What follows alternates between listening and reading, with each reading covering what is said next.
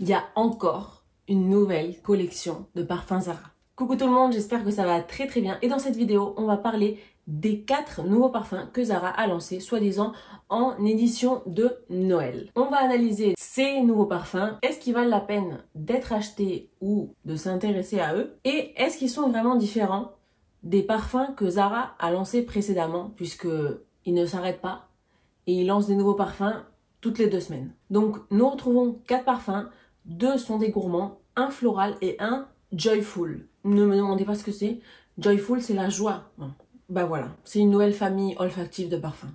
Chaque parfum est disponible en 100 ml. Et ici en Espagne, ils sont à 20 €. J'imagine qu'en France, ils seront à 25 ou à 30 €. C'est donc une édition limitée de Noël pour ce Noël 2023. Donc j'imagine aussi qu'en janvier, on pourra les retrouver soldés. Donc on va commencer par un gourmand qui s'appelle Gleam of the Moon. Désolée si j'ai encore une voix d'enrhumé. Gleam of the Moon, ce qui signifie lumière, lueur de la lune. C'est des parfums qui sont dans le même flacon qu'une autre collection que Zara avait lancée cette année, il n'y a pas longtemps. Mais cette fois-ci, le flacon, le verre du flacon est un peu bleuté.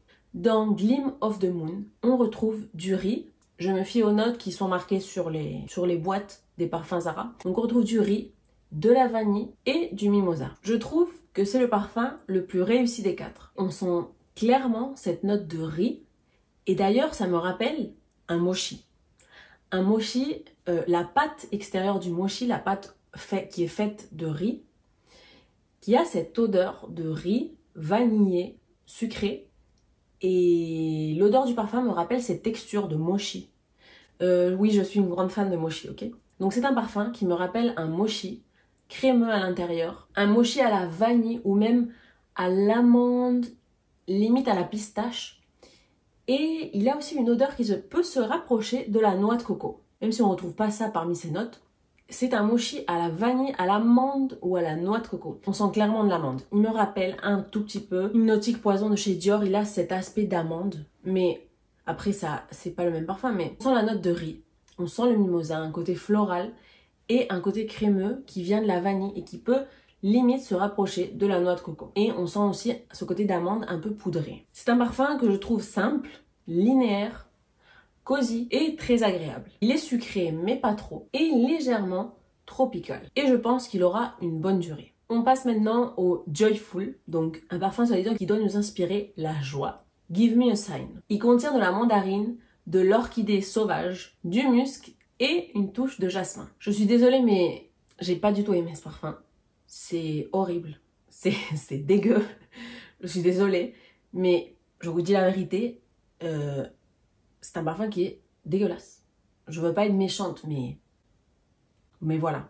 Je vais vous le décrire très rapidement, très simplement, et vous allez directement avoir une image de ce que je ressens en sentant ce parfum. Vous savez, dans les pubs, dans les discothèques, quand après la soirée, donc les gens sortent, ou pas, mais vous comprenez. Il y a un moment de soirée qui est passé. Derrière le bar, ou même pas derrière, mais autour du bar, en général, vous marchez et vous sentez le sol qui colle sous vos pieds. Vous avez cette odeur de boisson. En fait, c'est des boissons qui ont été un peu renversées. Et donc, au bout de la soirée, ou bon, plus ou moins après quelques heures, je sais pas, mais c'est pour vous transmettre rapidement mon image en sentant ce parfum. Vous avez cette odeur collante d'alcool, de mauvaise qualité, d'alcool sucré, qui vient et c'est un mélange avec une odeur de vomi. Et ben, ce parfum, ça m'évoque ça. Ça m'évoque un vodka à la mûre, un vodka au caramel, un truc comme ça, mi-liqueur, mi-je ne sais quoi, qui a été renversé, qui est collant et qui est mélangé à une odeur de vomi. C'est horrible. C'est cette odeur de vodka mûr, vodka caramel, un liqueur, un alcool collant de mauvaise qualité qui a été renversé, qui a macéré sur le sol, mélangé à une petite odeur de vomi. Et ben voilà, c'est ce parfum, c'est mon ressenti. Après les parfums, c'est le ressenti de chacun, donc je vous transmets le mien. Donc il est sucré, il est collant, il est synthétique, il est écœurant, mon Dieu. Et on passe maintenant au parfum floral qui s'appelle Lila Japonica. On voit les lilas et le Japon d'un autre côté. Donc je pense aussi à la fleur de cerisier. Je sais pas, on me parle du Japon, je pense à la fleur de cerisier moi. Ce parfum contient de la poire, du lilas bleu et du bois de santal australien. Ça va, ça passe. C'est un parfum qui est très floral. Il a un peu de poire au début, donc il est un peu sucré, un petit côté fruité, mais après il s'en va et on reste avec cette odeur florale un peu propre. Il ressemble d'ailleurs à un autre parfum au lilas que Zara avait lancé, mais que je crois est discontinué. Et on sent voilà des fleurs violettes plutôt, propres et fraîches. On sent pas vraiment le bois de santal. Donc voilà, c'est rien de transcendant, rien de spécial. Et personnellement, je ne suis pas fan, mais je trouve que ça va. Et pour terminer, le deuxième gourmand que nous retrouvons dans cette collection, c'est Sweet Illusion. Et je le sens et je me dis, tiens, ça me rappelle quelque chose que j'ai senti il n'y a pas très longtemps. Et bien sûr, ce parfum contient une note d'encre. Je sais pas si ça vous rappelle quelque chose, ma dernière vidéo des parfums Zara. Une note de vanille et du bois de cèdre. Et je me dis, c'est étrange. Ça me rappelle un autre parfum qui a été lancé il y a 2 mois. Donc j'ai pas compris pourquoi. Je suis restée un peu... quel est l'objectif de lancer un parfum que vous venez de sortir, mais dans un autre flacon? L'odeur change peut-être un tout petit peu, mais c'est... Enfin, vous le sentez, c'est clairement la même odeur. Après, si vous comparez l'un à côté de l'autre, il y aura peut-être une différence.